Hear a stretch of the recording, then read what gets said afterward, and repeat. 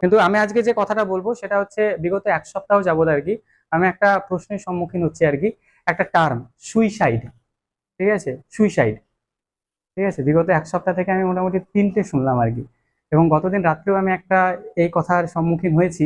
সেটা হচ্ছে একজন আমাদেরই স্টুডেন্ট আর কি, সে মেসেজ আমাকে করেছে, সে বলছে পরিস্থিতি এমন যে গলায় দড়ি দিয়ে ঝুলতে ইচ্ছে করছে আর কি। হুম। এরকম একটা পরিস্থিতি। হুম। এই আস্তে, একটা কথা কিন্তু বলবি না। তো ঘটনাটা হচ্ছে এটাই, মানে মূল টপিকটা যেটা সেটা আমি টপিকের বাইরে গিয়ে কথা বলছি, হ্যাঁ। ঠিক আছে, একটু শোনো, আশা করছি কাজে লাগবে আর কি। ঠিক আছে, সবার না হলেও বেশ কিছু জনের হয়তো বা কাজে লাগবে। তো এখন পরিস্থিতি হচ্ছে এই ধরনের সমস্যার সম্মুখীন মানুষ কেন হয়, বা মানুষ সুসাইড কেন করে। ঠিক আছে, আমি এক সপ্তাহে আমি তিনটে ঘটনা এরকম দেখলাম। তিনজনকে এভাবে বোঝাতে হচ্ছে আর কি।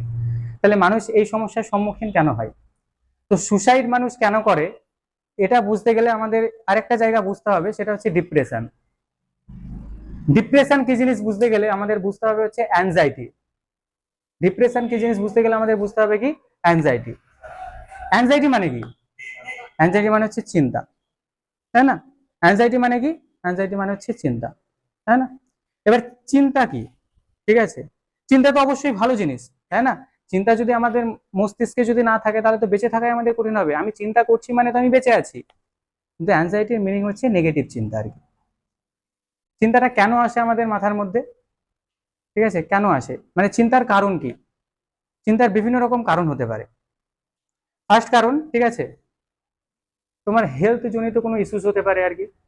ঠিক আছে, যে মনে করো আমার মধ্যে এমন একটা রোগ আছে আর কি, সেই রোগটা আমি জানি আর কি, এবং আমি জানি আমি বেশি দিন বাঁচবো না আর কি। এটার জন্য কি হতে পারে, আমার অ্যাংজাইটি হতে পারে বা আমার চিন্তা হতে পারে আর কি, তাই না? এবং সেই মুহূর্তে আমার যে যা কিছু চিন্তা হবে না সবটাই নেগেটিভ হবে আর কি। আমি মনে হয় বাঁচবো না, এই মরে গেলাম। এটা হচ্ছে একটা চিন্তা আর কি। নেক্সট আরো দিক দিয়ে চিন্তা হতে পারে, সেটা হচ্ছে তোমার ফ্যামিলির কারোর যদি কোনো রকম কোনো হেলথ ইস্যু হয় আর কি, বড় রকমের কোনো ইস্যু আর কি, সেক্ষেত্রে তোমার চিন্তা হতে পারে, তাই না? আর কি হতে পারে, তোমার মধ্যে যদি ফাইন্যান্সিয়াল কোনো প্রবলেম থাকে আর কি। ঠিক আছে, ফাইন্যান্সিয়াল কোনো প্রবলেম মানে কি, একটু আস্তে একটু শোনো, কেউ কথা বলো না, ঠিক আছে? ফাইন্যান্সিয়াল যদি কোনো প্রবলেম থাকে তাহলে তোমার চিন্তা হতে পারে যে আমি খাবো কি, বা পরবর্তীতে আমার কি হতে পারে বা কি হবে আমার, তাই না? আমার বউ রয়েছে, ছেলে রয়েছে, মেয়ে রয়েছে, তাদেরকে আমি খাওয়াবো কি করে, এটার জন্য চিন্তা হতে পারে আর কি। ঠিক আছে, আরেকটা চিন্তা যেটা হতে পারে আর কি, ঠিক আছে, প্রিয়জনকে হারানোর যন্ত্রণা, এক্ষেত্রেও চিন্তা হতে পারে আর কি। ঠিক আছে, কারণ কারোর উপর তুমি অভ্যস্ত আর কি, আসক্ত। সেই ব্যক্তিকে তুমি যদি হারাও, সেটা তোমার প্যারেন্টস হতে পারে, তোমার আদার্স কোনো রিলেটিভ হতে পারে, তোমার লাভার হতে পারে আর কি, তাই না? সেক্ষেত্রে চিন্তা আসতে পারে আর কি। আরেকটা চিন্তা যেটা আসতে পারে, যেটা কিছুদিন আগে দীপ এবং দীপের ফ্যামিলি যেটা প্রয়োগ করলো আর কি, বা যেটা সমাধান করলো বা যেটা সম্মুখীন হলো আর কি। তো চিন্তার বিভিন্ন কারণ হতে পারে, ঠিক আছে। আর সেই মুহূর্তে যে চিন্তাগুলো আসবে আর কি, বেশিরভাগটাই নেগেটিভ হবে। হ্যাঁ, এবার এই চিন্তাটা তুমি যদি দিনের ম্যাক্সিমাম সময় যদি ভাবতে থাকো, 24 ঘন্টা তোমার কাছে সময়, এবং সেই 24 ঘন্টার মধ্যে তুমি 16 ঘন্টা এটাকে নিয়ে ভাবছো আর কি, 16 ঘন্টা এটাকে নিয়ে ভাবছো, আর 16 ঘন্টার মধ্যে 15 ঘন্টা সব নেগেটিভ।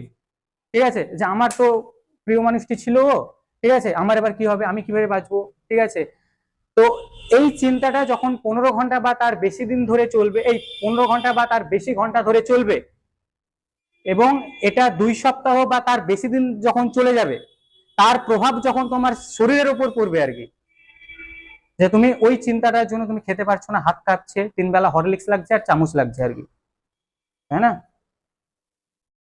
আর তোমার শরীরে বিভিন্ন রকম ইস্যুস হচ্ছে আর কি, শ্বাস নিতে কষ্ট হচ্ছে, চোখ ভিতরের দিকে ঢুকে যাচ্ছে আর কি। দিস ইজ কল্ড ডিপ্রেশন, যা হচ্ছে একটা ভয়াবহ অবস্থা। তাহলে ডিপ্রেশনের যে প্রাথমিক স্টেজ সেটা হচ্ছে অ্যাংজাইটি আর কি, এবং নেগেটিভ অ্যাংজাইটি, সেটা বিভিন্ন কারণে হতে পারে আর কি, তাই না? বয়ফ্রেন্ড ছেড়ে দেওয়ার কারণে হতে পারে, ফ্যামিলির কারণে হতে পারে, বা কারণটা এরকম হতে পারে যে বয়ফ্রেন্ড খুব ভালোবাসে, ঠিক আছে, তাকেও ছাড়তে পারছে না, এদিকে মা কান্না করছে আর কি বাড়িতে। ঠিক আছে, এটাও হতে পারে, তাই না?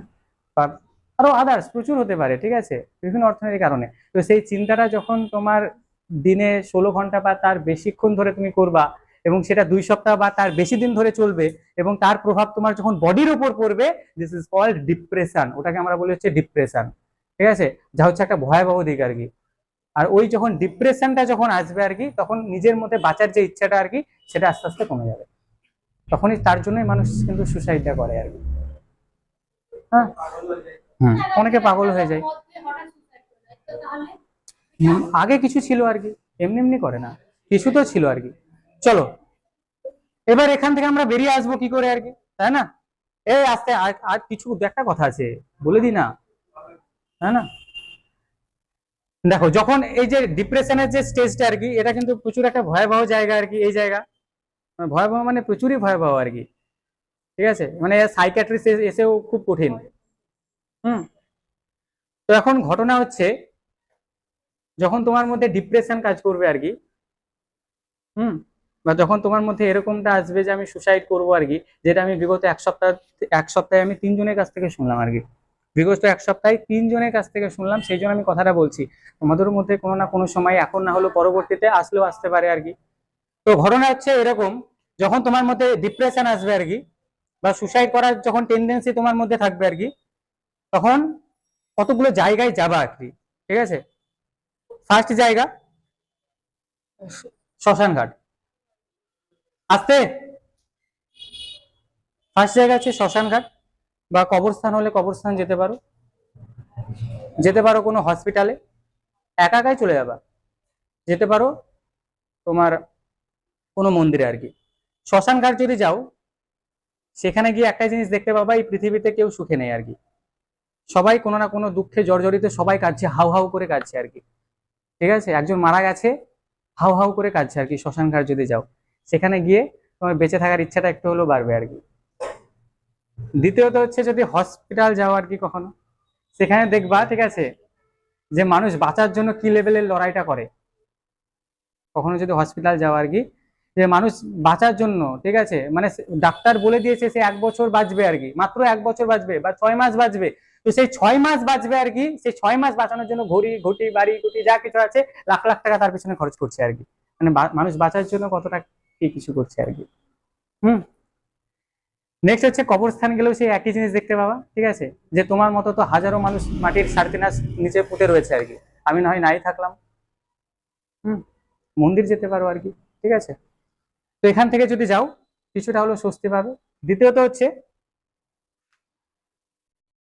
ডায়েরি লেখার অভ্যাস, উপন্যাস পড়ার অভ্যাস। ডায়েরি লেখার অভ্যাস মানে হচ্ছে, তোমার মধ্যে প্রতিদিন যে সমস্ত ঘটনাগুলো ঘটছে আর কি, সেগুলো একটা ডায়েরিতে লেখো আর কি, ঠিক আছে। ডায়েরিতে কি কি লিখবা? একদিকে লিখবা, আস্তে, আমি কথাগুলো বলে নিন, আরেকটু বেশি বলবো না, আরেকটু হয়ে এসছে। তো যখন ডায়েরি তুমি লিখবা আর কি, তখন তুমি কি করবা, যে একদিকে এরকমটা লিখবা যে তোমার সঙ্গে ভালো কিছু কি কি হচ্ছে, আর তোমার সঙ্গে খারাপ কি কি হয়েছে আর কি। হুম। তোমার হাত আছে দুটো, তোমার পা আছে, তুমি দেখতে পাচ্ছ, খেতে পারছো, বলতে পারছো, ঠিক আছে, তোমার মা বাবা আছে, তাই না? এই এই কটা জিনিস থাকা মানে তুমি পৃথিবীর ওই 10% সুখী ব্যক্তির তালিকায় থাকো, আর তুমি সুসাইড করতে যাচ্ছিলা। আর তুমি ওই যে যে কারণে তুমি সুসাইড করতে যাচ্ছিলে আর কি, সেটাকে কি করবা, লিখবা, দেখবা একটা কারণই পাবা, যে এই কারণে আমি যাচ্ছিলাম আর কি। মানে আমরা যদি পৃথিবীর সমস্যাগুলো কিভাবে সাজাই, যে 1 নম্বর সমস্যা, 2 নম্বর, 3 নম্বর, 4 নম্বর করতে করতে আমরা 1 কোটি পর্যন্ত সমস্যাগুলোকে সাজালাম, তোমার সমস্যাটা ডেসিমেলেও নেই, আর তুমি সুসাইড করতে যাচ্ছ, বারে বা, তাই না? দ্বিতীয়ত কারণ, ঠিক আছে, ডায়েরি লেখার অভ্যাস, উপন্যাস পড়তে পারো, নিজের পছন্দের কিছু থাকলে সেগুলো করতে পারো আর কি, নিজের পছন্দের কাজগুলো। একদিনে হবে না, সময় লাগবে। আর যারা ভাবছো যে সুসাইড করলে সমস্ত সমস্যার সমাধান হয়ে যাবে আর কি, আমি এটা নিয়ে মোটামুটি 4 বছর আগে একটা আমি স্টোরি লিখেছিলাম, স্টোরিটা আমি ফেসবুকে পোস্ট করেছিলাম কম বেশি, যাই হোক, কারা দেখেছো। সেই সময় আমি ফেসবুকে এমনিতে কম বেশি অ্যাক্টিভ থাকে না, এখন তো আরোই থাকে না আর কি, ফেসবুক সব গেছে আর কি। হুম। তো সেখানে আমি এরকম একটা কথা বলেছিলাম আর কি, যে যারা ভাবছে যে সুসাইড করলে সমস্ত সমস্যার সমাধান হয়ে যায়, হ্যাঁ, আমি 2 রকম ব্যাখ্যা এটার করছি আর কি। প্রথমত ব্যাখ্যা, আমাদের যে হিন্দু শাস্ত্র রয়েছে, বা আমরা যদি দর্শন শাস্ত্র পড়ি, সেখানে একটা কথা তোমরা পড়বা আর কি, যে মানুষের আত্মা থাকে, তাই না? মানুষের আত্মার কখনো মরণ হয় না, মানুষের শরীরের শুধু বডিটার মরণ হয়, ঠিক আছে। তো সাপোজ মনে করো, ঠিক আছে, তুমি একটা কারণে, কি কারণে, তোমার মা বাবার সঙ্গে ঝগড়া হয়েছে, সে কারণে তুমি সুসাইডটা করলে আর কি। এবার সুসাইডটা করার পর তোমার শরীর থেকে তোমার আত্মাটা যখন বেরিয়ে যাবে, বাইরে বেরিয়ে এসে কি করবে, কি আশেপাশে ঘুরবে আর কি। তো তুমি যখন মারা গেলে তোমার ওই বডিটার সামনে তোমার মা বাবা হাউ হাউ করে কাঁদবে আর কি, ঠিক আছে। তোমার আশেপাশে পাড়া প্রতিবেশী যারা ছিল তারা এটা শুনে হাউ হাউ করে কাঁদবে, তুমি সব দেখতে পাবা। যে তোমাকে সবচেয়ে বেশি ঘৃণা করতো সে এসে হাউ হাউ করে কাঁদবে আর কি, যে মেয়েটা কি সুন্দর ভালো ছিল। যার জন্য তুমি সুসাইড করেছিলে সে এসে বলবে যে এরকম ব্যাপার, ঠিক আছে, খুব ভালো ছিল আর কি, তাই না। এবার সেই মুহূর্তে তুমি আবার কি মনে হবে যে আমি আবার আবার শরীরের ভিতরে যাই আর কি, কিন্তু তুমি হাজার চেষ্টা করেও তোমার শরীরের মধ্যে যেতে পারবে না। আর সেটা হচ্ছে সুসাইড করার যন্ত্রণার চেয়ে 1000 গুণ বেশি, ঠিক আছে। তাহলে তুমি কি ভাবছো সুসাইড করলে যন্ত্রণা শেষ হয়ে যাবে? যন্ত্রণা 1000 গুণ বাড়বে, কারণ মরণটা তোমার হবে না, তোমার শরীরের হবে, তোমার আত্মা তো থেকেই যাবে, তাই না। যদিও এর কাছে সাইন্টিফিক কোনো ব্যাখ্যা আমার কাছে নেই, হ্যাঁ, মনে হয় এটাই হবে আর কি, পরবর্তীতে মরলে বোঝা যাবে আর কি। হুম, এটা একটা কারণ। দ্বিতীয়ত কারণ হচ্ছে যে মরলে সমস্ত সমস্যার সমাধান হয়ে যায় এমনটা নয়, পাশে তোমার মা বাবা রয়েছে আর কি, ঠিক আছে। সমস্ত সমস্যা গিয়ে তোমার মা বাবার উপর গিয়ে চেপে বসবে আর কি। হুম, সমস্ত সমস্যা আরো বহু গুণে গিয়ে চাপবে আর কি। তাহলে এখানে কেন যাবা আর কি, কি দরকার? দুনিয়াটা ভীষণ ছোট্ট আর কি, জীবনটা তার চেয়েও বেশি ছোট আর কি। এমন অন্তত কিছু করো না যাতে পস্তাতে হয় আর কি, তাই না। ভীষণ ছোট্ট দুনিয়াটা, তাই না, জীবনটা তার থেকেও ছোট, তাহলে এমন কিছু অন্তত করো না যাতে পস্তাতে হয় আর কি, বা এমন।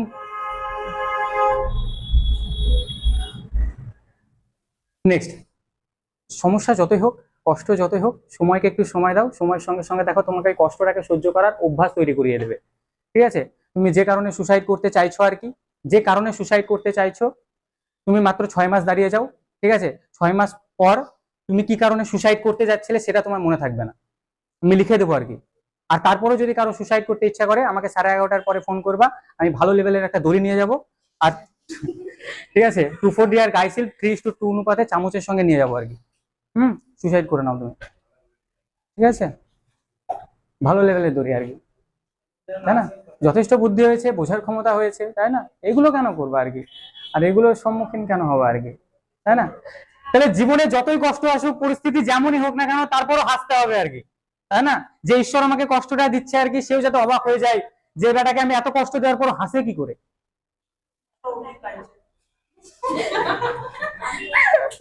যে একে আমি এত কষ্ট দেওয়ার পর হাসছে কি করে, মানে সেও যাতে মানে অবাক হয়ে যায়, এবং সেও যাতে তোমার উপর ট্রাস্ট করতে পারে যে না, এ সুখী হওয়ার দাবিদার, ঠিক আছে। তাহলে পরিস্থিতি যেমনই হোক না কেন, সময়কে একটু সময় দাও, ঠিক আছে, जो होगा देखा जाएगा।